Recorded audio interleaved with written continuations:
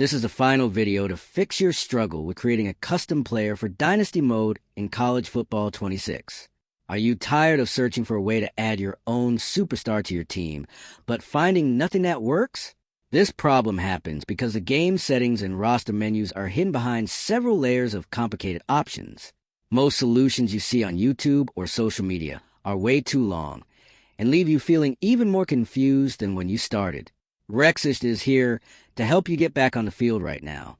There are 4 proven methods to fix this problem, and I guarantee that at least one of them will work for you, even if your game feels completely stuck.